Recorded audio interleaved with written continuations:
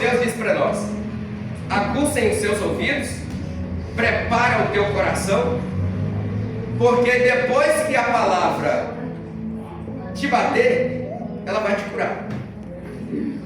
E eu vou desenhar na Bíblia. Glória a Deus. Mas veja bem, a importância de ser liberto e suas consequências. Porque nós sendo libertos, essa libertação traz consequências para nós. Às vezes boa e às vezes não. E de acordo com o que você vai receber a palavra hoje, aí a Bíblia Santana diz: quem gostar vai comer muito, mas quem não gostar come só um pouquinho, mas come, né? Então a palavra, olha para vocês verem, nós temos a palavra de libertação, sim, e nós precisamos ser libertos e permanecer libertos também. Se tiver alguma coisa que precisar, peça perdão, Deus vai te perdoar. Mas existem vários tipos de libertação na Bíblia. E se a gente dá uma olhada, principalmente nos evangelhos, nós vamos encontrar várias libertações, vários tipos, vários modelos de libertação ali, como em Mateus 8,14, Marcos 1, 29 a 31, Lucas 4, 38 a 41, Jesus liberta da sogra de Pedro. Jesus vai libertar ela da febre. Ali tem libertação, a cura, quando alguém jaz acamado e a pessoa está ali que não consegue se levantar, não consegue se mover, não consegue fazer mais nada. Quando Jesus entra e aquela pessoa recebe a cura, a pessoa está sendo liberta daquele mal que estava assolando aquela pessoa. Então aqui nesses evangelhos, nos 3 evangelhos aqui, a libertação na sogra de Pedro de uma febre que estava deixando ela impossibilitada de se levantar e de fazer algo e de cumprir com seus deveres.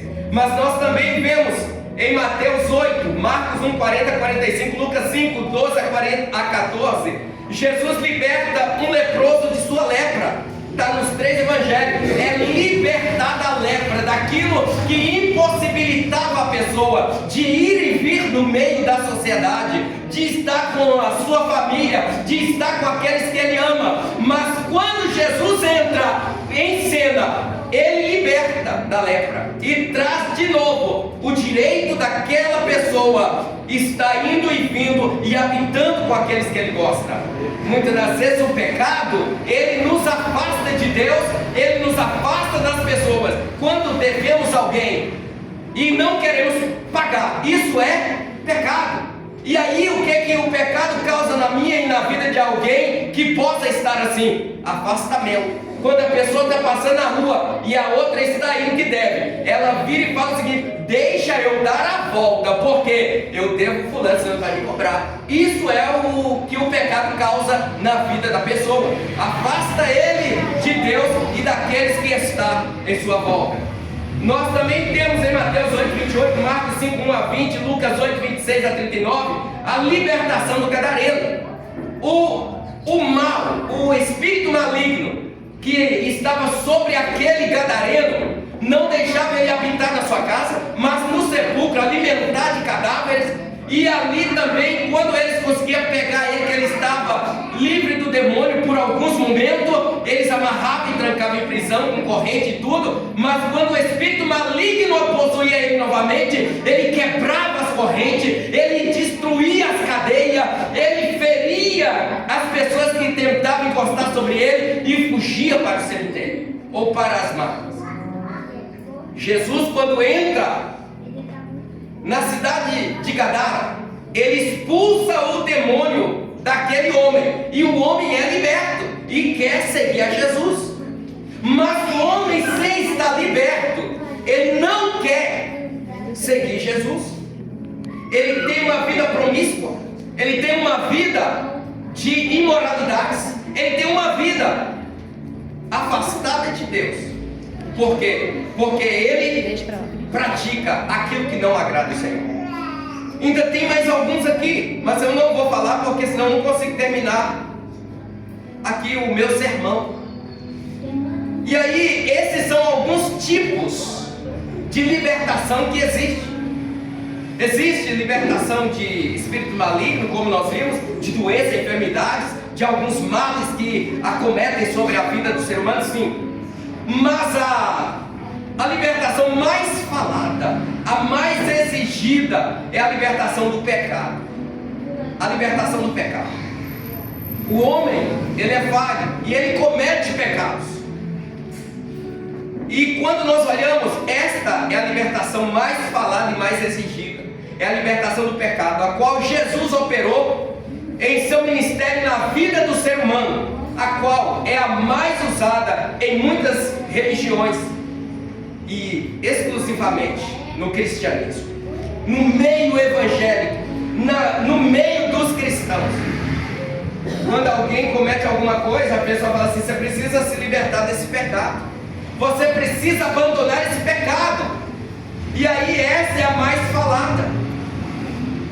E quando nós olhamos, Jesus, ele operou, como nós já falamos aqui, e é a mais exigida no meio do cristianismo, no meio dos cristãos, pois a mesma tem o poder de reconciliar o homem com Deus e dá-lo a vida eterna. Quem acredita nisso? Por quê, irmãos? Porque quando o homem está no pecado, o pecado, ele impede o homem de ter comunhão com Deus. Mas quando o homem, ele se livra do pecado, aí ele volta a ter comunhão com Deus.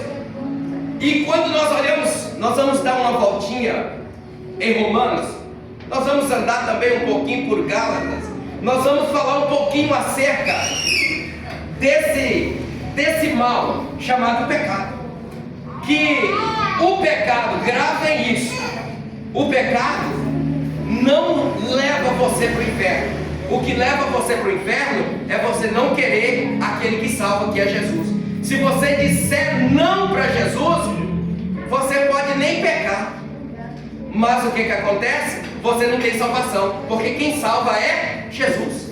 Então, se você estiver servindo Jesus e pecando, é só você pedir perdão, consertar com Deus e você está salvo. Mas se você não estiver pecando, e se você se congelar e ficar parado, não cometer pecado nenhum, e ficar ali inerte, mas se você falar assim: eu não quero Jesus na minha vida, aí você já está condenado. O problema do pecado, Deus humanizou, desceu na terra para resolver o problema do pecado. O pecado não é mais problema para a tua vida. Mas se você estiver pecando, tem que consertar. Tem que consertar. Veja